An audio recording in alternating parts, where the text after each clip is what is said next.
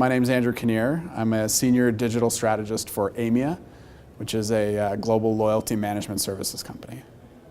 My background, I started with, my background is all over the place. Retailers, Canada's coalition loyalty program, Air Miles. I worked with them in the e-business group, and moved to AMIA about 2 years ago. So some emerging technologies when I started were really focused on social.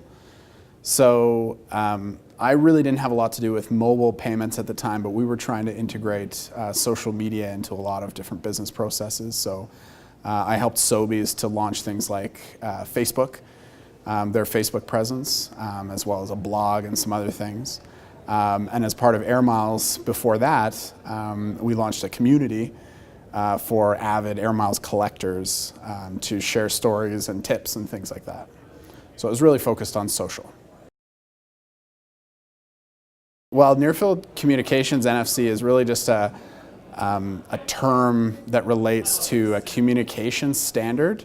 So for the same way that we refer to things like Wi-Fi to connect our laptops at home, NFC is for short, secure transmission between things like phones or credit cards and NFC readers. So it's a very near-field way of communicating. So a practical example of NFC to a retailer, and a lot of small retailers are already using NFC and don't realize it, is the contactless payment. So MasterCard's PayPass and Visa PayWave, this is near-field technology, just still in a card form. So the buzz right now is putting that technology into a phone, like a smartphone, and allowing people to transmit more data over that communication with the reader. So instead of just a payment, the phone can now start to communicate things like loyalty data, or redeeming a coupon, things like that, or even virtual currencies, like a rewards currency. You could actually pay with that as opposed to a credit card. So that's the idea. Well, so for small businesses trying to innovate and not really blow their budgets on this stuff, my suggestion is really the payment facilitators. So the companies that provide transaction services and hardware to their business, those are the people that are going to shift what that hardware looks like and the availability of NFC in that hardware.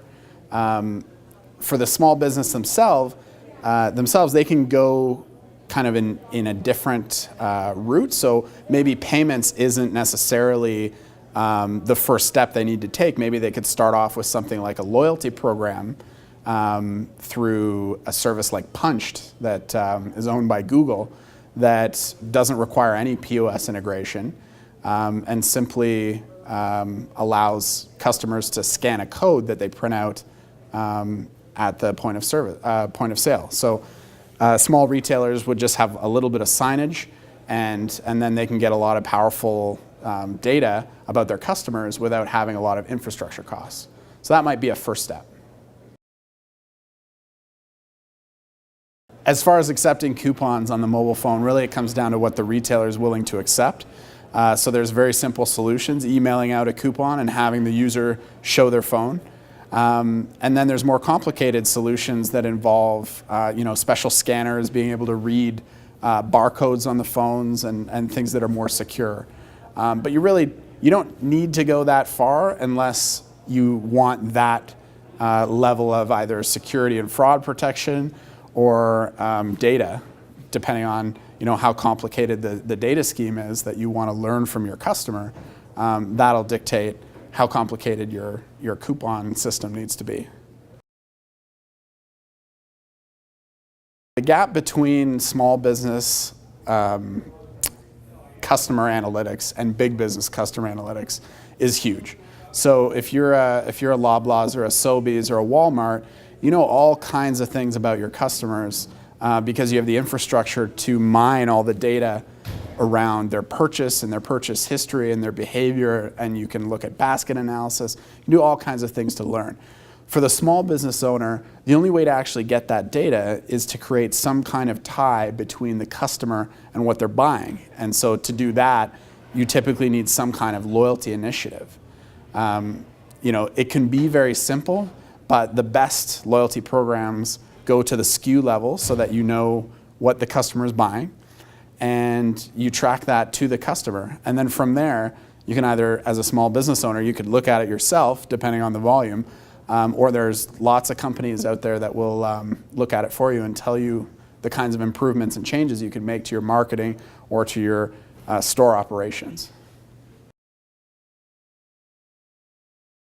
So for a small business owner, figuring out what data they actually need, I always start at the objective. So if the goal is to save money, then that's one thing. If the goal is to deliver better service to the customer, that's another thing. So really the small business owners need to know what they're trying to get out of this data, because sometimes they can collect all kinds of data that they don't need because they didn't start with what's my objective.